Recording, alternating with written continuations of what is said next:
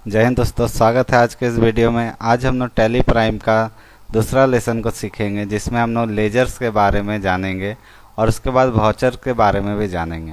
तो देखिए, लेजर्स क्या होता है। लेजर बहुत ही इंपॉर्टेंट चीज़ होता है अकाउंटिंग में। लेजर क्या है, इसके बारे में यहाँ डिफिनेशन दिया हुआ है। Ledger are the individual accounts where all transaction related to a particular items are recorded.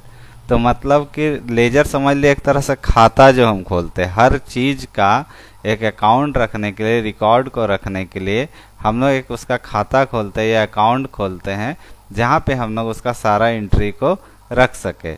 इसका एग्जांपल में कैश होता है, कैश का लेजर होता है, बैंक का लेजर होता है, सेल्स का लेजर होता है, परचेज का लेजर होता है, स्पेसिफिक कस्टमर का लेजर होता है या वेंडर का लेजर होता है। तो मतलब हम जितना भी कैश मेरे पास आ रहा जा रहा हो, हम कैश का लेजर में एंट्री करेंगे। बैंक में जितना ट्रांजैक्शन हो रहा हो, बैंक का लेजर में एंट्री करेंगे।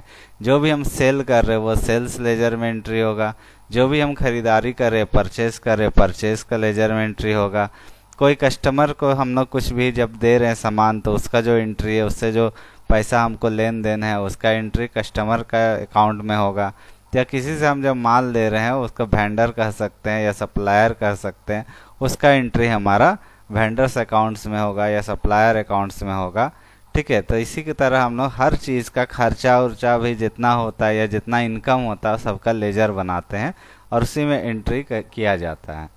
इसके बाद क्या हमारा बोलता है लेजर में कि देखिए, in Tally when you create a new company, cash and profit and loss account ledger are created by default.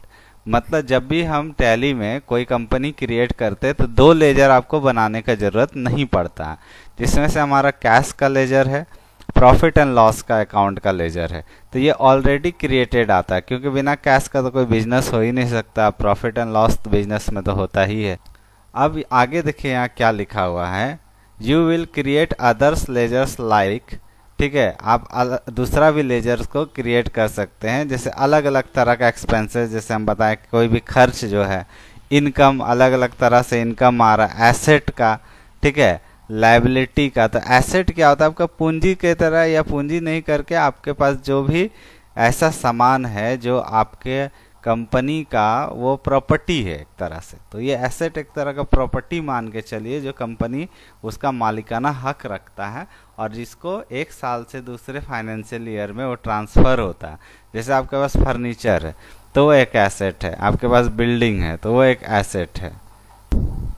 इसका लायबिलिटीज़ है। लायबिलिटीज़ क्या होता है, आपके ऊपर दायित्व इसको कह सकते हैं हिंदी में, यह जो जिम्मेवारी है। तो आपके ऊपर क्या क्या जिम्मेवारी, क्या दायित्व है। जैसे आप किसी से कर्ज लिए हुए हैं तो वो सारा आपको लायबिलिटी में आता है। जैसे लोन लिए हुए हैं, ठीक है, या किसी को पैसा बकाया, आउटस्टैंडिंग वेजेस है, ठीक है, आउटस्टैंडिंग सैलरी है, तो वो हमारा करंट लायबिलिटी में आता है। तो वो भी हम लोग देखेंगे। करंट इनकम में भी अलग अलग होता है, direct income, indirect income. Expense में भी डायरेक्ट इनडायरेक्ट एक्सपेंस होता है। लायबिलिटी में भी हमारा होता है, करंट लायबिलिटी होता है, लोन होता है, ठीक है। एसेट में भी हमारा करंट एसेट होता है, फिक्स एसेट होता है, कस्टमर का अकाउंट है या सप्लायर का अकाउंट है। तो ये सारा लेजर हम लोग टैली में क्रिएट करते हैं, उसी के बाद हम लोग कोई भी एंट्री करते हैं। तो देखिए, इन जनरल जो होता है हमारा, पहले लेजर ही टैली में बनाया जाता है, उसके बाद वाउचर एंट्री को किया जाता है। तो अब नेक्स्ट आता है वाउचर। वाउचर क्या होता है, तो वाउचर में देखिए, voucher are the primary entry point for the recording transaction in the Tally. मतलब कि आपका ये सबसे पहला या सबसे मुख्य एंट्री पॉइंट होता है, जहाँ पे एक ट्रांजैक्शन को हम लोग रिकॉर्ड करते हैं टैली में। अब ट्रांजैक्शन लेन देन को बोलते हैं, ठीक है। They are digital forms representing physical source document, ठीक है।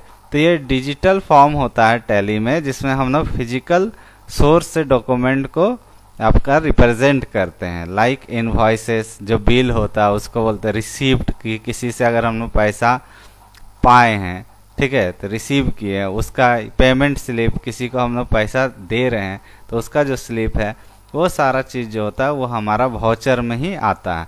तो वाउचर को इन जनरल भाषा समझ लिए रसीद है, कि अगर हम लोग किसी को सेल कर रहे हैं तो उसका एक रसीद काट कर दे देंगे, किसी से कुछ खरीदे तो उसका एक रसीद बनेगा, हम किसी से पेमेंट दे रहे हैं तो उसका एक रसीद या रिसिप्ट बनेगा, किसी से हम पैसा ले रहे हैं तो उसका एक रिसीप्ट बनेगा। जैसे कि इसको वाउचर को समझ लीजिए कि एक बैंक का एग्जांपल ले लीजिए कि बैंक में पैसा जमा करने का अलग फॉर्म आता है या उसका अलग वाउचर कह सकते हैं, पैसा निकालने का अलग वाउचर आता है या अलग फॉर्म आता है, पैसा ट्रांसफ़र करने का अलग वाउचर होता है या अलग फॉर्म होता है। तो इसी तरह डिफरेंट टाइप को करने के लिए आपको अलग अलग तरह का वाउचर का ज़रूरत होता है। तो tally provide various pre configured voucher types. तो इसमें बहुत सारा वाउचर टाइप्स होता है। पहला होता है कॉन्ट्रा, F4 से आता है। तो इस किस लिए यूज़ होता है, तो अगर आप कोई भी कैश को डिपॉजिट करते हैं बैंक में या कैश को विड्रॉल करते हैं बैंक से, या आप एक अकाउंट से दूसरे अकाउंट में उसी कंपनी का बैंक ट्रांसफ़र करते हैं, तभी ये कॉन्ट्रा में आता है। ठीक है, पेमेंट होता है। ठीक है, for all out going payment, cash और बैंक, चाहे कैश से पेमेंट करे, चाहे बैंक से करे, चाहे यूपीआई करे, कोई भी पेमेंट करे तो उसमें आप F5 वाउचर को सेलेक्ट करके फिर वो पेमेंट का एंट्री होता है। नेक्स्ट होता है F6। ठीक है, तो जितना तरह का रिसीप्ट होता है, जितना तरह का इनकम होता है कैश और बैंक के रूप में, ठीक है, तो वो हमारा रिसीप्ट के एंट्री में जाता है, जिसको हम लोग कीबोर्ड में F6 दबा के एक्टिवेट कर सकते हैं। ये सारा हम लोग आगे चल के प्रैक्टिकली सब करके देखेंगे वाउचर में। अभी हम लोग इसका बेसिक जानकारी ले रहे हैं इस वीडियो में। फिर हमारा F7 होता है, जो कि हमारा नॉन कैश ट्रांजैक्शन होता है। इसको एडजस्टमेंट एंट्री भी बोलते हैं।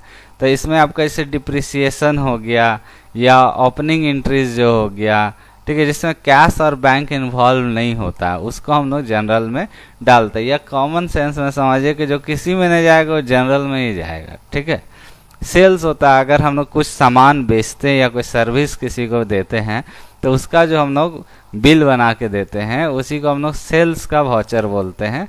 ठीक है, परचेज होता है, अगर हम लोग किसी से कुछ खरीदते हैं तो उसका भी हमको एंट्री करके रखना होता है।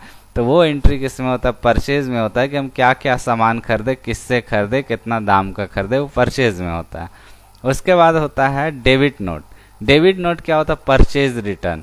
मतलब अगर आप किसी से कोई सामान खरीदें और वो सामान को आपको रिटर्न करना है तो उसका जो एंट्री होगा वो परचेज रिटर्न या डेबिट नोट में होगा, जिसका शॉर्टकट Ctrl+F9 होता है।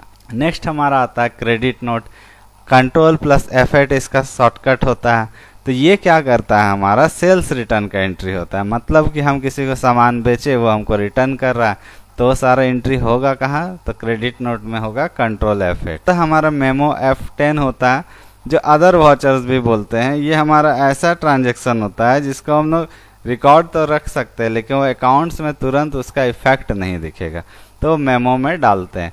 तो यहाँ से आपका F4 से लेके Ctrl+F8 तक हमारा ज़्यादातर हमेशा यूज होता है। इसके अलावा भी बहुत सारा स्पेशल वाउचर होता है जो कि हम लोग एक्टिवेट करना होता है, वो बाय डिफ़ॉल्ट एक्टिवेट नहीं रहता है। वो सब हम लोग आगे के सीरीज़ में step by step different type of voucher को क्रिएट भी करना सीखेंगे और एक्टिवेट भी करना सीखेंगे। उसके बाद की features of tally for accounting में आते हैं। तो यहाँ देखिए टैली जो होता है डबल एंट्री सिस्टम में काम करता है, मतलब इसमें डेबिट क्रेडिट करते हैं। उसका रियल टाइम प्रोसेसिंग करता है, update report instantly as transaction और एंटर, मतलब तुरंत जैसे ट्रांजेक्शन होगा और रिपोर्ट तुरंत आपको दिखा देगा, रिपोर्ट में तुरंत रिफ्लेक्ट होता है।